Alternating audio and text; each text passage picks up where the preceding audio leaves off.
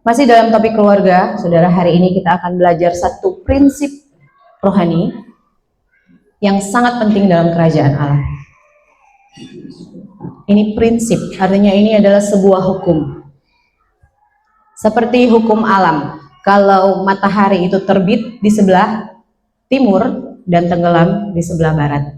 Ini adalah prinsip, ini adalah sebuah hukum di dalam kerajaan Allah yang harus kita mengerti. Karena sebagai gereja-gereja Tuhan kita dipanggil dan diutus ke dalam dunia untuk menjadi garam dan terang. Bagaimana kita bisa mengubah kota? Bagaimana kita bisa mengubah masyarakat, lingkungan kita? Kita mulai dari keluarga. Semua bilang mulai dari keluarga. Kenapa? Karena kondisi kota adalah gambaran dari kondisi keluarga-keluarga yang ada di dalamnya. Ini mutlak ya saudara. Kondisi kota, kondisi lingkungan adalah gambaran dari kondisi keluarga-keluarga yang ada di dalam wilayah tersebut. Kondisi Malanu, karena kita punya jemaat, gereja kita domisili di Malanu. Kondisi Malanu, semua yang terjadi di dalamnya adalah gambaran hidup sebenarnya dari keluarga-keluarga yang tinggal di Malanu. Ya, saudara sudah tahu sendiri kondisi kota kita saat ini bagaimana, kondisi Malanu saat ini bagaimana,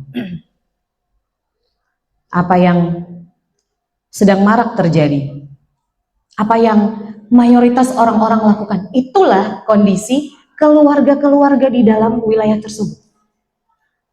Mari kita buka Matius 8 ayat 5 sampai 10.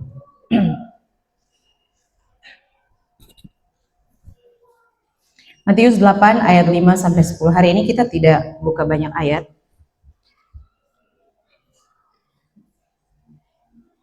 Kita akan belajar dari Matius 8 ayat 5 sampai 10.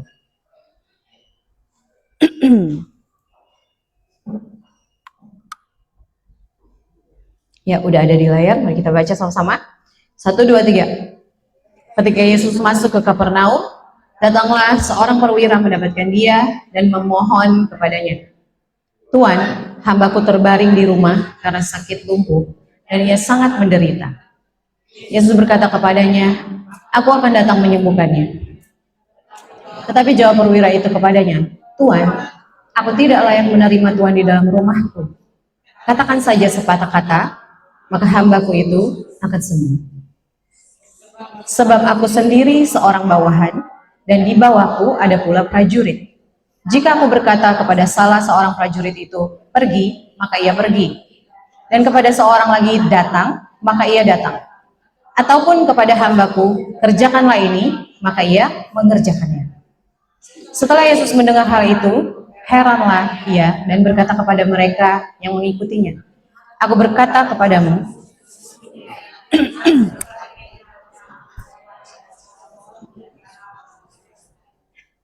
amin." Pembacaan ini udah sering kita dengar dan banyak pelajaran di dalamnya. Ada pelajaran tentang iman. Dan hari ini kita belajar tentang prinsip rohani yang perlu kita pelajari. Kenapa masyarakat Malanu, Kota Sorong, mayoritas hidup di dalam kekalahan? Padahal Yesus sudah menang. Yesus bilang sudah selesai. Tapi keluarga-keluarga di dalamnya masih kalah sama perselisihan, masih kalah sama perselingkuhan, masih kalah sama perpecahan, dan lain-lain. Masih kalah sama pemberontakan anak-anak.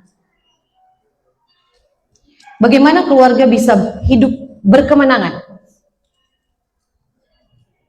Keluarga bisa hidup berkemenangan kalau mengerti, kalau semua keluarga Kristen mengerti satu prinsip rohani yang namanya prinsip otoritas kerajaan Allah.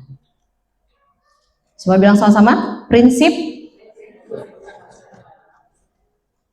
prinsip otoritas kerajaan Allah. Saudara, manusia diciptakan pertama kali dan ditempatkan di Eden. Lalu Tuhan memberikan kepada manusia pertama kuasa. Amin. Tuhan memberikan kepada manusia pertama otoritas untuk berkuasa. Tapi kemudian manusia jatuh ke dalam dosa dan kehilangan otoritas. Yesus turun ke dunia, mati menggantikan manusia, dan bangkit mengambil otoritas itu. Dan sekarang semua orang yang percaya kepada Yesus, lewat Yesus bisa punya otoritas. Amin. Otoritas artinya hak atau wewenang hukum untuk bertindak. Otoritas artinya hak atau wewenang hukum untuk bertindak. Bertindak atas nama seseorang yang lebih tinggi kuasanya daripada dia. Sudah mengerti pengertiannya ya? Kata otoritas dalam Alkitab Perjanjian Baru itu dipakai kata exousia. Exousia itu artinya yurisdiksi sah. Exousia itu istilah hukum. Exousia itu adalah hak atau wewenang hukum yang diberikan kepada orang atau lembaga mewakili kekuasaan yang lebih tinggi untuk mengatur, untuk menetapkan dan menegakkan hukum atas orang, benda, atau peristiwa yang terjadi di wilayah tertentu. Jadi otoritas secara singkat tadi saya bilang adalah hak atau wewenang hukum untuk bertindak mewakili satu kuasa yang lebih tinggi. Ya, sudah mengerti ya? Oke. Dalam konteks keluarga, otoritas adalah hak yang ditetapkan secara ilahi dari Tuhan kepada suami sebagai kepala keluarga, kepada orang tua sebagai wakil Tuhan bagi anak-anak. Kuasa itu, wewenang itu dipakai untuk apa? Dipakai untuk memimpin, untuk mempengaruhi, dipakai untuk mengarahkan anggota keluarga. Jadi otoritas diberikan Tuhan bukan untuk hebat-hebatan. Otoritas tidak sama dengan kekuasaan. Kekuasaan itu bisa direbut. Otoritas tidak bisa direbut. Otoritas hanya bisa diperoleh dan diterima dari kekuasaan yang lebih tinggi. Perbedaan pertama. Perbedaan kedua, kekuasaan itu didasarkan pada rasa takut. Ya, saudara, kalau lihat pemerintahan-pemerintahan diktator, orang-orang itu taat karena takut. Tapi otoritas didasarkan pada rasa hormat. Itu bedanya. Perbedaan ini penting karena ini mempengaruhi cara pemimpin-pemimpin dalam keluarga berinteraksi dengan anggota keluarga. Jadi kita bisa lihat pemimpin-pemimpin keluarga yang bertindak dengan kekuasaan, anggota keluarganya itu biasanya taat karena takut dihukum. Tapi pemimpin keluarga yang bertindak dengan otoritas ilahi, anggota keluarganya damai, bertindak bukan karena dia takut. Di tempat jauh dari orang rumah pun, dia akan bertindak karena hormat sama orang tua. Karena hormat sama Tuhan. Suami-suami hormat sama Tuhan. Jauh dari istri, tidak apa-apa. Ada otoritas Tuhan, menghormati otoritas yang lebih tinggi di atasnya. Ada 3 hal yang kita pelajari, 3 poin hari ini. Yang pertama, sumber otoritas kerajaan. Semua otoritas datang dari kekuasaan yang lebih tinggi. Ya, semua wewenang hukum itu datang dari kekuasaan yang lebih tinggi. Bahkan Yesus yang adalah Tuhan, dia tidak bertindak atas dirinya sendiri. Yesus sendiri berkata begitu. Aku tidak berkata-kata dari diriku sendiri, tapi dari Bapakku. Nanti saudara catat aja, ada Yohanes 12 ayat 49. Ada Yohanes 14 ayat 10 dan 24, ada Yohanes 15 ayat 15. Sepanjang Injil itu saudara baca, Yesus tidak pernah mengatakan, aku melakukan ini karena aku bisa, karena aku yang mau melakukan. Tidak. Yesus selalu tahu otoritasnya. Aku melakukan ini bukan dari diriku sendiri. Aku tidak berkata-kata dari diriku sendiri. Amin. Tetapi Bapakku. Perwira dalam pembacaan kita hari ini datang kepada Yesus karena dia mengenali Yesus sebagai otoritas yang lebih tinggi di atas dia. Amin. Dia seorang perwira, tapi dia mengenali Yesus ini otoritasnya lebih tinggi di atas saya. Saya datang kepada dia. Dengan otoritas yang lebih tinggi, kekuasaannya lebih besar. Kekuasaan tertinggi di negara kita apa, saudara? Ya, Pancasila dan Undang-Undang Dasar 1945. Waktu kita diberhentikan Pak Polantas di tengah jalan karena nggak pakai helm, kita berhenti ya? Berhenti. Kita berhenti bukan karena kita kenal orangnya. Ya, kita berhenti waktu diberhentikan Pak Polisi. Kita tidak berhenti karena kita kenal orangnya. Kita berhenti karena seragamnya. Di balik seragam itu ada kekuasaan yang lebih tinggi. Di balik seragam itu di-backing oleh Pancasila. Seragam itu di-backing oleh Undang-Undang Dasar 1945. Seragam itu di-backing oleh negara. Makanya kita berhenti karena kita mengenali otoritas. Amin. Sudah mengerti ya contohnya? Kita berhenti karena kita mengenali ada negara di balik seragam itu yang memberikan Pak Polantas wewenang hukum untuk bertindak atas nama negara. Sudah mengerti? Ya. Sebagai anak-anak kerajaan Allah, kita yang menerima Yesus, Yohanes 12 ayat 1, Yohanes 1 ayat 12, coba buka.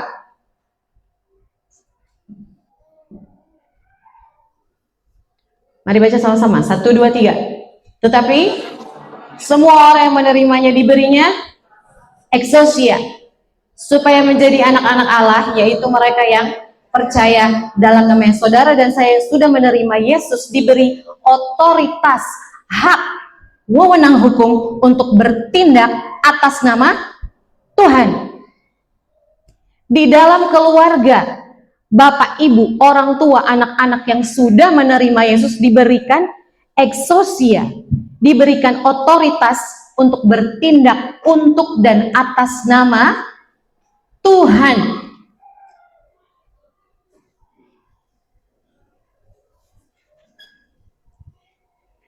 Sama seperti Pak Polantas tadi. Dia nggak bertindak untuk dirinya, dia bertindak untuk negaranya. Kita sebagai orang yang percaya, udah terima Yesus, mati bagi dunia, hidup bagi Kristus. Kita diberikan kuasa, hak, wewenang hukum untuk bertindak mewakili Tuhan. Masalahnya, pada kenyataannya, pada prakteknya, apakah selama ini bapak-bapak, ibu-ibu, saya, anak-anak, sudah menggunakan otoritas itu dengan benar? Apakah selama ini kita bertindak, semua tindak tanduk ucapan pikiran kita itu mewakili Tuhan? Atau belum? Apakah otoritas yang Tuhan kasih untuk kita itu kita pakai untuk mengatur, memimpin, mempengaruhi, dan mengarahkan anggota-anggota keluarga atau tidak? Kita evaluasi. Selama ini saya udah jadi suami, sudah jadi istri, sudah jadi ibu, bapak, orang tua, anak-anak yang pakai otoritas dengan benar atau belum?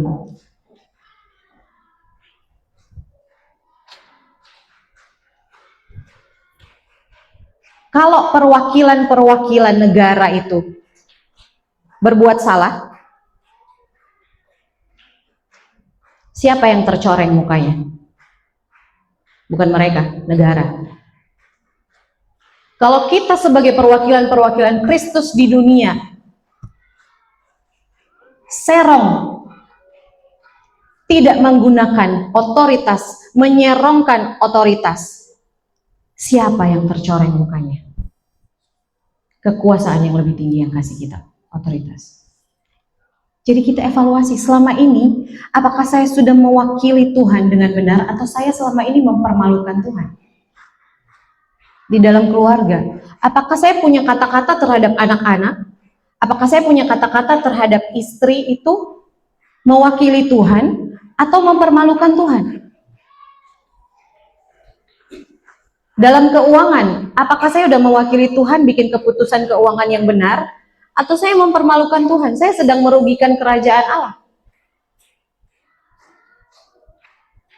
Saudara, kita semua ada di bawah otoritas, semua manusia ada di bawah otoritas yang lebih tinggi. Entah itu otoritas kerajaan Allah atau otoritas kerajaan kegelapan. Tapi semua manusia tunduk pada satu kekuasaan yang lebih tinggi. Jadi, kalau selama ini anak-anak di rumah itu lebih banyak melawan daripada tunduk dan taat, coba kita jangan buru-buru tunjuk anaknya, kamu nih kepala batu, nggak bisa dengar-dengaran. Lihat dulu seragamnya, lihat dulu seragam yang kita pakai. Apakah kita sedang menggunakan seragam yang benar? Kita cek anak-anak kita nanti. Kita pulang dari sini, ambil waktu ngobrol dari hati ke hati sama anak-anak, sama istri, sama suami. Cek.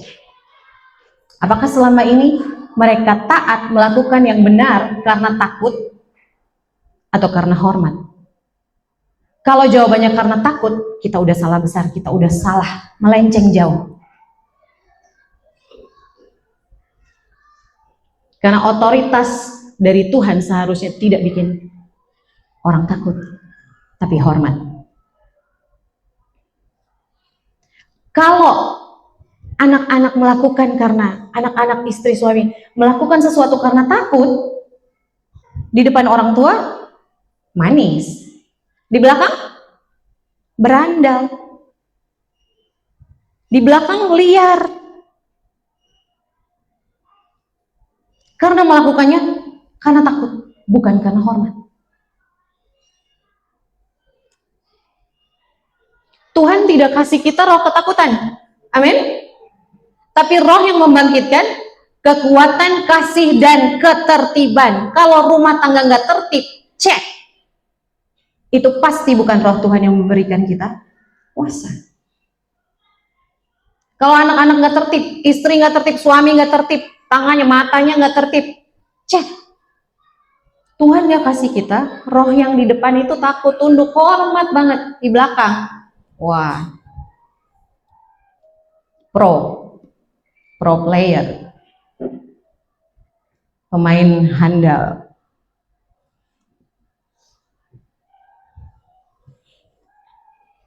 Suami nggak asal lihat cewek pakaian terbuka udah langsung bereaksi. Tapi kalau mengerti otoritas, saya menghormati Tuhan. Mau dia jauh 4-5 hari, 1 tahun pun jauh dari istrinya, tapi karena dia hormat sama Tuhan, hormat sama pernikahannya, nggak akan terjadi perselingkuhan.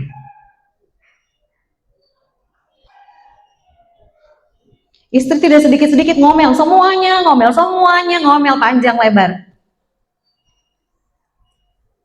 Karena mengerti, omelan tidak sedang menegakkan hukum kerajaan Allah di dalam rumah saya.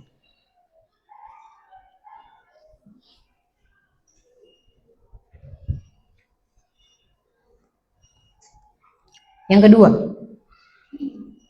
kunci otoritas kerajaan.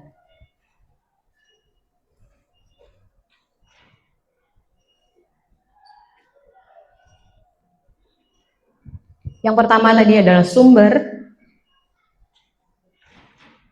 Jadi otoritas kita, orang percaya, kita terima dari Tuhan. Amin. Yang kedua, kunci otoritas kerajaan. Saudara, prinsip otoritas kerajaan Allah, bahwa prinsip otoritas dalam kerajaan Allah bahwa wewenang hak hukum untuk bertindak itu hanya bisa diperoleh lewat ketaatan. Semua bilang ketaatan. Ketaatan. Semuanya bilang penundukan diri. Tunduk adalah satu kata yang semua manusia nggak suka. Karena semua manusia udah berdosa. Nggak ada manusia yang suka tunduk.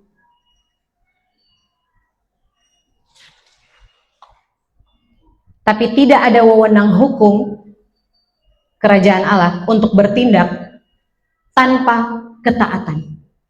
Tidak ada ketaatan tanpa penundukan diri. Penundukan diri itu menyerahkan hak.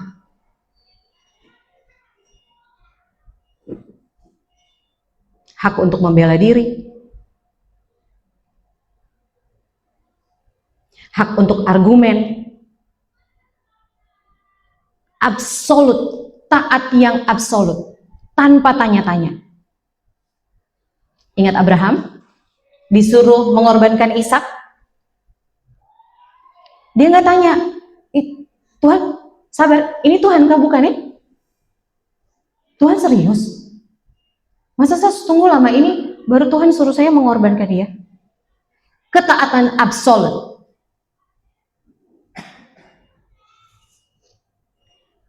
Saya tidak kasih tahu WL firman Tuhan hari ini tentang apa. Tapi WL tadi di awal langsung membuka ayat yang ada di dalam catatan saya. Yesus, ketaatannya, penundukan dirinya absolut, bahkan sampai mati di kayu salib. Padahal dia Tuhan, dia berhak, dia bisa lewatin salib. Gak harus lewatin salib, bisa. Dia Tuhan kok.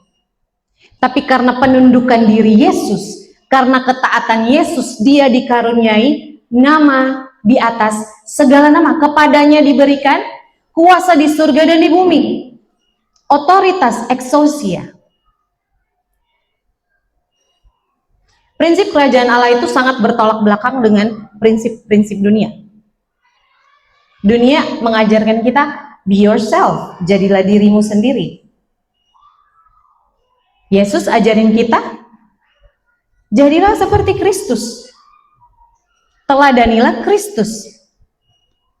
Dunia ajarin kita, kamu harus perjuangkan hakmu. Ya toh? Kalau hakmu diambil, perjuangkan. Jangan diam. Yesus ajarin, serahkan hakmu. Yesus ajarin, tundukkan dirimu. Firman Tuhan tidak mengajarkan kita untuk tunduk kalau otoritas di atas kita itu benar. Siapapun otoritas di atas kita, mau dia benar, mau dia salah, mau dia jahat, Tuhan ajarkan tunduk. Makanya tadi saya bilang, gak ada manusia suka sama kata tunduk.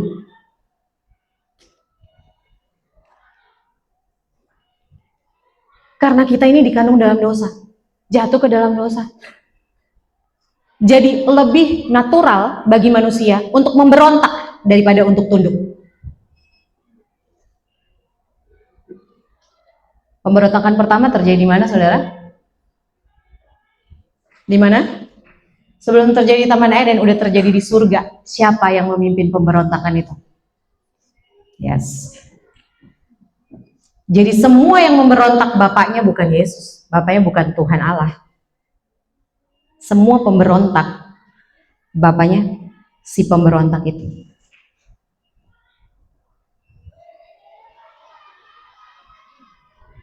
Dunia bilang cari kedudukan kerja, sekolah yang tinggi, supaya kamu begitu kerja kamu dapat kedudukan yang tinggi, jabatan yang tinggi.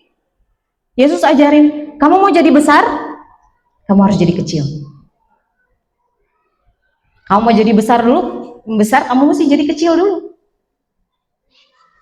penundukan diri, ketaatan kepada otoritas. Kunci otoritas kerajaan Allah adalah tunduk kepada otoritas. Baik kepada Tuhan, otoritas tertinggi kita, juga kepada otoritas yang Tuhan tempatkan di atas kita, di dunia. Jadi di dalam keluarga, otoritasnya suami adalah Tuhan, otoritas istri adalah suami, otoritas anak-anak adalah orang tua. Di gereja otoritas tertinggi kita siapa? Gembala. Di bawah gembala otoritas berikutnya siapa? Koordinator KUL. Ya kan? Itu otoritas di atas kita loh, saudara. Bukan cuma kita langsung potong pele, langsung ke Tuhan. Tidak begitu kerjanya. Sistemnya nggak gitu. Makanya ini namanya prinsip. Hukum. Kalau tidak dilakukan seperti itu, akan terjadi kekacauan. Sama dengan hukum alam, kalau matahari nggak terbit di sebelah timur, atau matahari bergeser sedikit saja, kacau. Semua tatanan alam ini kacau. Papa dan suami tidak akan bisa memperoleh otoritas wewenang hukum untuk bertindak mewakili Tuhan kalau dia tidak taat sama atasannya. Kalau dia nggak taat sama koordinator KUL-nya. Tiba-tiba sangat hening ya. Iya saudara. Alkitab itu nulis, saudara boleh baca. Taatilah pemimpin-pemimpinmu di dalam Tuhan. Pemimpin-pemimpin rohani itu dicatat di dalam Alkitab. Saudara, kita harus tunduk kepada mereka-mereka yang berjaga-jaga di atas jiwamu. Alkitab menulis. Pemerintah tunduk, harus tunduk. Roma 13 itu semuanya tentang pemerintah. Tunduklah kepada pemerintah. Dituliskan lebih lanjut, tidak ada pemerintah yang tidak berasal dari Allah.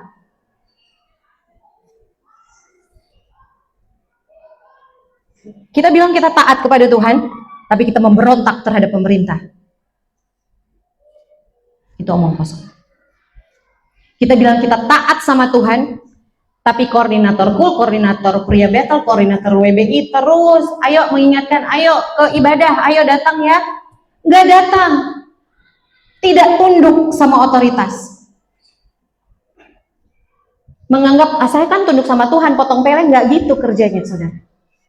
Tidak begitu. Jabatan saya dalam jemaat ini adalah wakil gembala. Tapi di dalam WBI, saya anggota. Ketua WBI, koordinator WBI bilang, kita pertemuan, kita ada fellowship. Saya usahakan datang, saya mesti taat. Karena itu prinsip. Kalau saya nggak taat sama koordinator saya, percuma yang saya ajarkan semua selama ini. Percuma ketaatan saya yang lainnya.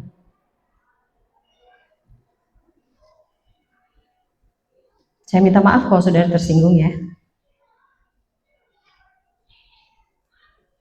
Untuk memperoleh otoritas tidak ada jalan lain. Tidak ada jalan lain. Kecuali ketaatan dan penundukan diri.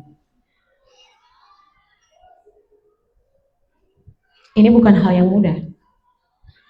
Tunduk pada pemerintah, Roma 13 itu saya lupa berapa ayatnya tentang pemerintah. Tapi di situ jelas dituliskan. Tidak ada pemerintah yang tidak berasal dari Allah. Mau dia jahat, mau dia pemerintahnya bersih, mau dia korup, tidak ada pemerintah yang tidak berasal dari Allah. Kita diizinkan berada di bawah pemerintahan yang sekarang. Itu membentuk kita, saudara. Bukan hal yang mudah, terutama kalau pemerintahannya tidak benar.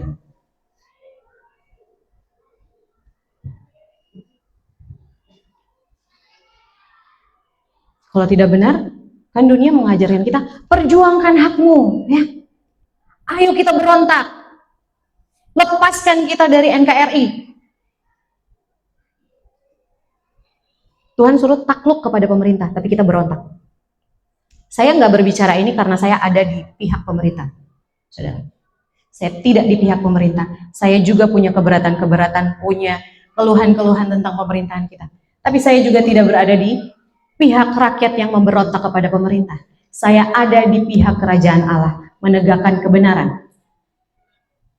Apapun yang kita rasakan, bagaimanapun pemerintah kita diperintahkan untuk tunduk. Kenapa kita berdoa bertahun-tahun untuk keluarga kita, untuk tanah ini? Kita berdoa. Ada doa keliling, ada doa rally, kemana-mana kita berdoa. Tuhan kasihi Papua, Tuhan kasih kota Sorong. Kenapa nggak berubah-berubah? Karena orang-orang di dalamnya tidak tunduk kepada otoritas. Waktu kita memerintahkan sesuatu di dalam dunia roh, itu ada legalisasi, saudara. Ya, mesti distempel dulu. Seperti Papolantas tadi, dia mesti resmi ditugaskan oleh negara. Lalu kita berdoa. Kita yang tidak tunduk kepada pemerintah, saya pakai contoh tidak tunduk kepada pemerintah ya. Kita berdoa, Tuhan kami patahkan kemiskinan, kami patahkan kemelaratan di dalam nama Yesus. Di alam roh, malaikat dan iblis langsung, siapa yang kasih perintah? Udah mau kuliah. Mungkin ya ini yang terjadi. Nggak tahu, polisi gadungan. Kenapa gadungan? Pakai seragam, pakai bawa pentung, bawa pistol, tapi tidak pernah ikut pendidikan polisi. Tidak ada yang ngutus dia. Dia sendiri tidak ada di bawah otoritas. Sudah mengerti?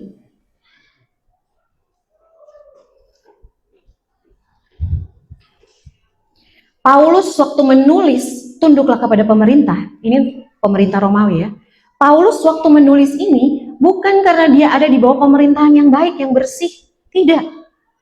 Dia ada di bawah pemerintahan yang selalu menganiaya dia. Beberapa waktu setelah dia menulis ini, dia dieksekusi sama pemerintah yang dia tulis, kamu harus tunduk kepadanya. Tapi kenapa dia menulis apa yang Roh Kudus ilhamkan, tunduk kepada pemerintah? Karena ini prinsip, saudara. Tidak tunduk kepada pemerintah, perkataan kita, doa kita kosong, tidak ada otoritasnya, nggak ada yang stempel. Ini betul, saya yang kasih otorisasi. Begitu, saudara. Tapi pemerintahnya begini, kita mau merdeka, saudara. Kalau kita mau merdeka, kenali kebenaran. Terima Kristus anak Allah. Terima kebenaran. Alkitab bilang, kebenaran itu akan memerdekakan kamu. Waktu kita terima Yesus, kamu pun benar-benar merdeka.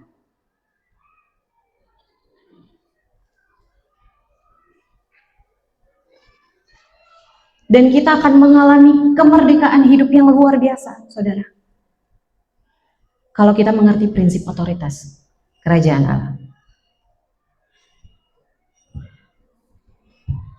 Tidak ada tempat yang paling tinggi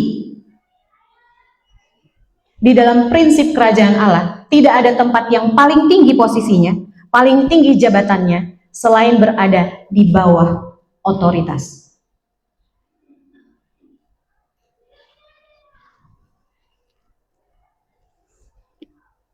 Jangan dulu bilang taat sama Tuhan. Sama suami saja melawan.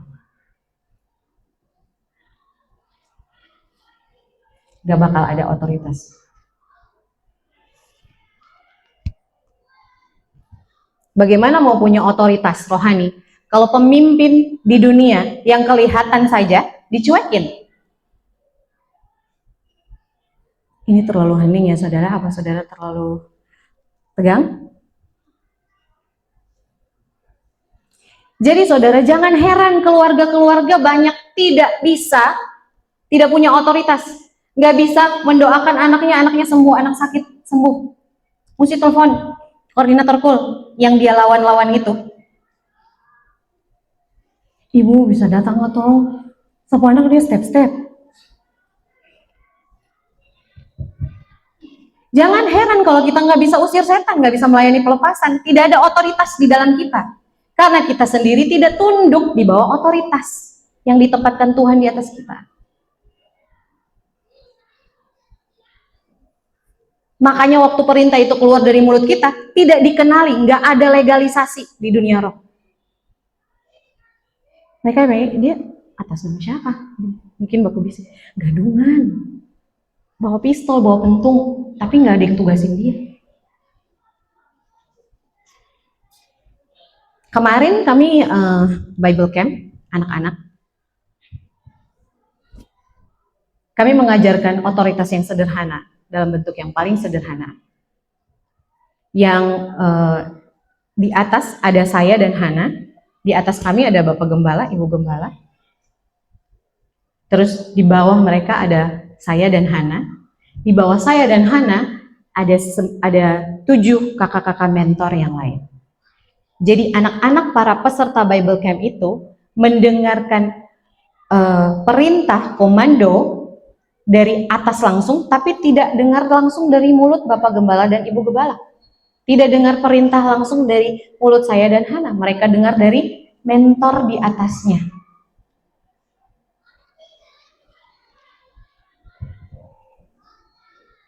Tuhan Yesus aja tunduk sama otoritas Bapa. Lah kita siapa? Tidak tunduk sama pemimpin-pemimpin kita. Tuhan Yesus itu bukan saja tunduk sama otoritas Bapa. Waktu dia di dunia, dia tunduk pada otoritas yang ada di atas dia di dunia. Dia memberi diri dibaptis sama Yohanes Pembaptis. Padahal siapa yang lebih berkuasa? Tuhan Yesus. Dia bayar pajak. Tuhan Yesus tunduk kepada otoritas. Dia bukan pemberontak. Bahkan sampai dihukum pun walaupun tidak adil, makanya dia dianugerahkan nama di atas segala nama. Walaupun dia nggak salah, dia nggak memberontak, dia taat sampai mati di kayu salib.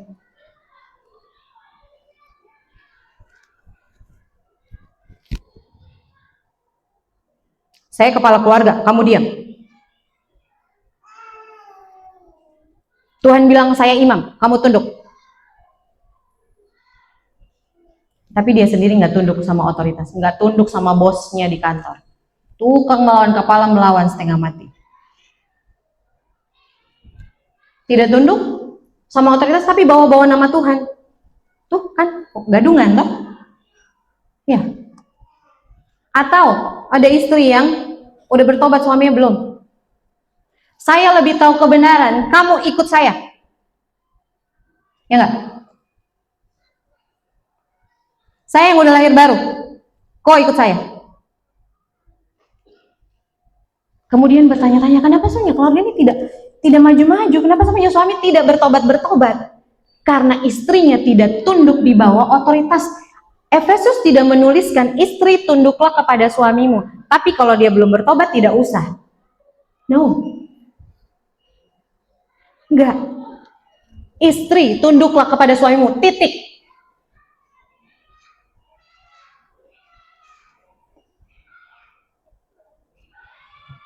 Amin, Bapak Ibu, suami istri, orang tua.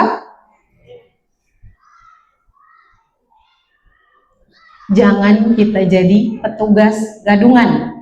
Bilang di kanan kiri, jangan gadungan, please. Jangan gadungan. Jangan pakai seragam, pegang pistol, pegang pentung, tapi gadungan, nggak ada yang utus, nggak pernah ikut pendidikan.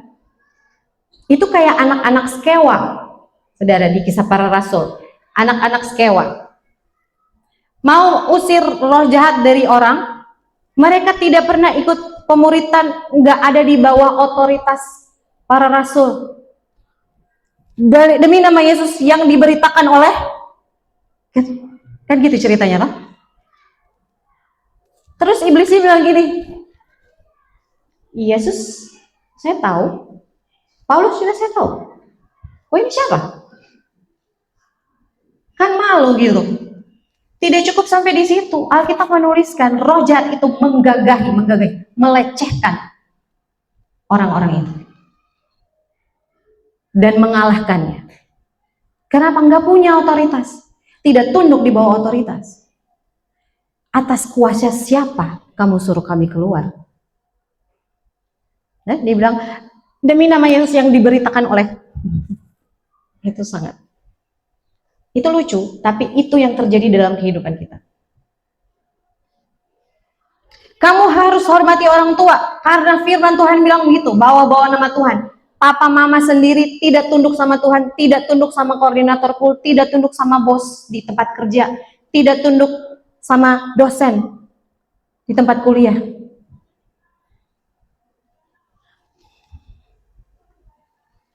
Di dalam prinsip kerajaan Allah, tempat berada di bawah otoritas bukan saja tempat yang paling tinggi posisinya, tapi juga tempat yang paling aman. Berada di bawah otoritas adalah tempat yang paling aman. Tunduk, kata tunduk di dalam Alkitab itu dipakai kata hupotasso. Hupotasso ini istilah militer. Jadi waktu Efesus menulis istri tunduklah kepada suamimu, tunduk itu dipakai hupotasso. Hupotasso artinya menempatkan diri di bawah. Itu istilah militer. Itu artinya penundukan diri dengan sukarela di bawah seorang komandan. Penundukan diri secara sukarela di bawah perintah seorang komando. Itu istilah militer. Kenapa? Itu yang dipakai. Karena di luar payung otoritas itu, dia terancam. Dia jadi target, dia jadi sasaran musuh. Nggak ada pemimpinnya, nggak ada pasukan yang diotorisasi untuk melindungi dia kalau dia ada di bawah serangan. Amin, saudara? Tempat yang paling aman adalah berada di bawah otoritas seorang pemimpin.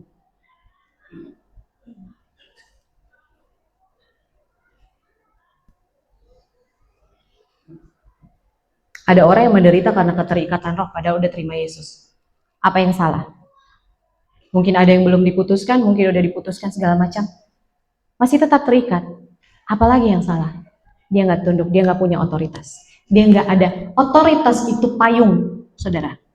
Tembok. Pelindung. Suami yang berada di bawah otoritas Kristus, dia dipayungi Kristus. Dipayungi, ya, dilindungi otoritas Kristus. Istri yang berada di bawah otoritas suami, dilindungi Kristus, dilindungi otoritas suaminya. Begitu seterusnya. Begitu dia memutuskan untuk saya nggak mau tunduk, berontak, keluar dari payung perlindungan. Jadi target, jadi sasaran musuh.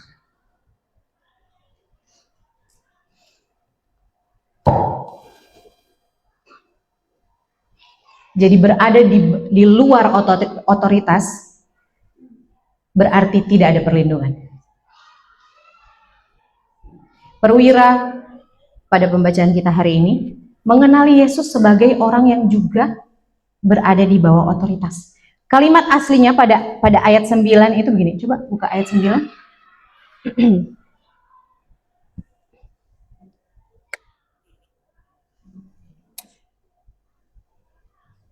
Sebab aku sendiri seorang bawahan. Kalimat aslinya itu dari bahasa Yunaninya, bahasa Yunaninya berkata gini, sebab aku juga, dia lagi ngomong sama Yesus, Tuhan gak usah datang ke rumahku, bilang aja satu kata, karena saya juga ada di bawah otoritas. Dia mengenali Yesus sebagai orang yang ada di bawah otoritas.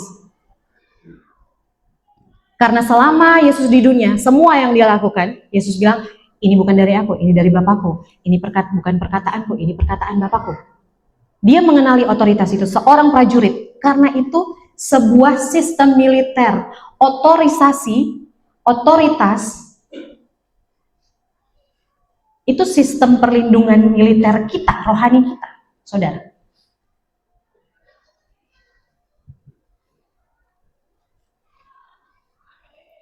Perwira itu mengenali, saya kenal, saya ngerti, kamu ada di bawah otoritas, seperti saya ada di bawah kaisar. Kemana-mana, kalau saya pergi, orang itu tidak lihat, orang lihat saya, orang lihat kaisar. Ya, betul? Semua yang saya ucapkan dan kerjakan atas nama kaisar akan dikerjakan, pasti dikerjakan, karena ini hukum yang berlaku. Makanya Yesus bilang saja satu kata, pasti itu akan dikerjakan, karena Tuhan Yesus, engkau ada di bawah otoritas, pasti itu akan dikerjakan. Kenapa kita berdoa terus-menerus, tidak terjadi? Kita tidak ada di bawah otoritas. Jadi perkataan kita kosong, tidak ada yang terjadi. Karena tidak ada yang mengotorisasi, memberi cap, melegalisir perkataan kita itu.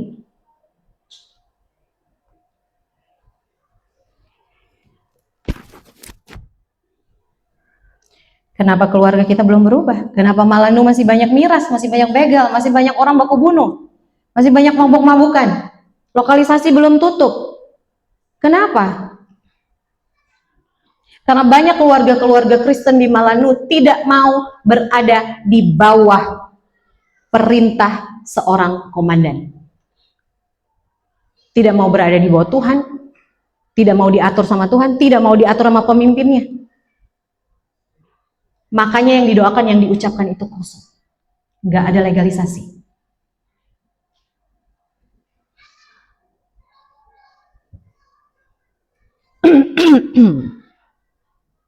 Saya biasa bertanya di sesi konseling pranikah. Untuk calon-calon suami biasanya saya tanya, kamu udah siap untuk mati? Saya nggak tanya kamu udah siap untuk menikah. Kamu udah siap untuk mati? Karena kita menuliskan begitu.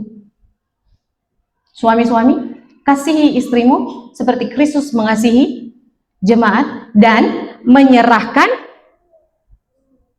dan bagian itu biasanya tidak dibaca. Menyerahkan dirinya untuk gerejanya, untuk menguduskan, untuk menyucikannya. Jadi saya biasa tanya, kamu udah siap mati? Mau menikah udah siap mati? Mati terhadap ego, mati terhadap kesenangan pribadi, mati terhadap ambisi pribadi. Udah siap? Kalau udah siap mati, kalau walaupun kamu salah tapi kamu tunduk kepada Tuhan. Suami istri, di sini banyak anak-anak muda. Sebelum menikah, pastikan adik-adik, laki-laki atau perempuan, udah siap mati. Karena menikah itu artinya kita harus mati setiap hari. Mati terhadap keinginan kita, mati terhadap kedagingan kita, mati terhadap keakuan kita. Setiap hari kita mesti mati. Karena penundukan diri itu mengharuskan kita menyerahkan hak, artinya kita udah nggak hidup lagi. Semuanya dikendalikan sama Tuhan. Kan Paulus bilang, hidupku bukan aku lagi, tapi Kristus yang hidup. Berarti kita udah mati kan, manusia lama kita kan mati. Itu enggak waktu baptis turun dalam air, begitu keluar udah kudus tuh langsung, tiba-tiba langsung bisa membelah lautan. Itu proses. Kematian terhadap daging itu proses. Setiap hari kita harus mati. Jadi kalau ada suaminya, ada istrinya sini, kasih tahu, hari ini sudah mati. Sudah mati hari ini atau belum? Besok ingat, mati lagi ya.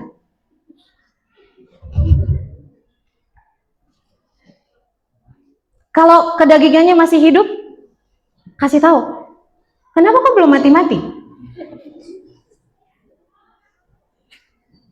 Nah, kedagingannya masih hidup, masih bergerak-bergerak, masih sombong. Ya, kasih ingat ya. Nanti kalau misalnya udah kelihatan tuh keakuannya mulai gerak-gerak, dalam nama Yesus mati.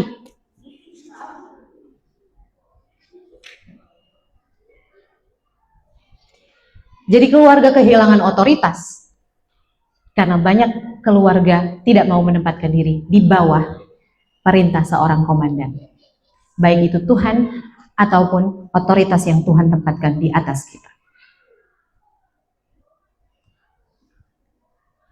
Yang ketiga, aktivasi atau deaktivasi otoritas. Di awal tadi kita belajar kalau otoritas itu tidak bisa diambil. Otoritas itu hanya bisa diberikan oleh kekuasaan yang lebih tinggi.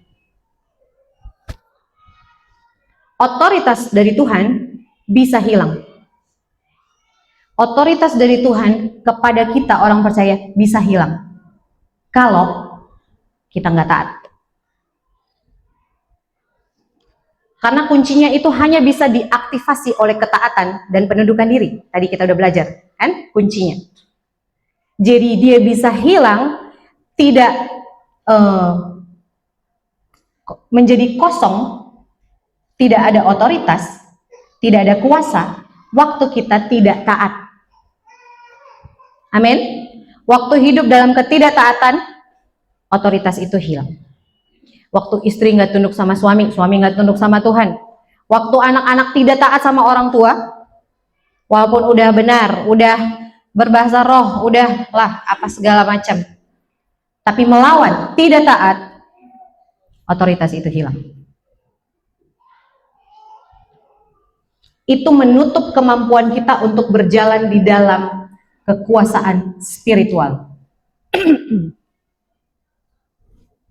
Otoritas juga berarti, tadi di awal saya bilang, kemampuan untuk mempengaruhi. Kenapa? Orang tua itu kebanyakan sekarang tuh tidak bisa, anak-anak tidak bisa dengar orang tua, nggak bisa, lebih dengar teman-teman daripada dengerin orang tua, kan? Orang tua kehilangan pengaruh dalam hidup anak-anak. Kalau pengaruh kita dalam hidup anak kita sudah mulai hilang, kita bilang apa aja, dia nggak ikut. Jangan tunjuk dia, jangan marah-marah dia. Kita cek diri kita, apakah saya selama ini sudah taat sama Tuhan atau belum? Apakah firman Tuhan adalah otoritas tertinggi di dalam hidup saya atau tidak?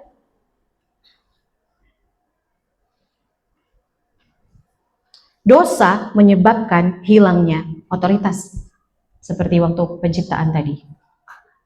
Contoh lainnya, saudara ingat cerita tentang kota Ai dan dosanya Akan? Ya. Dia menyimpan barang-barang dari barang-barang yang harusnya ditumpas. Karena itu waktu mereka maju menyerang Ai, Tuhan tidak menyerahkan kota itu kepada mereka karena dosa satu orang.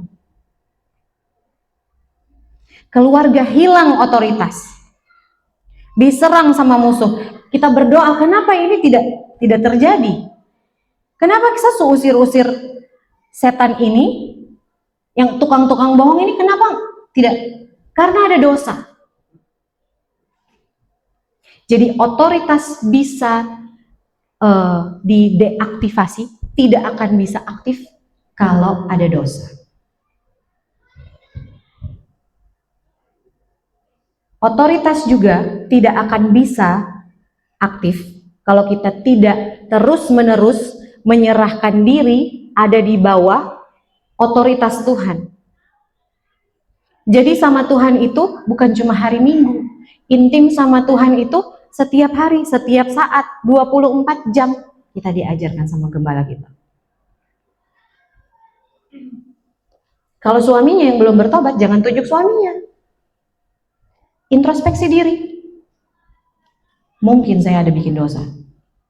Mungkin saya sedang hidup dalam ketidaktaatan. Mungkin saya sedang tidak intim sama Tuhan.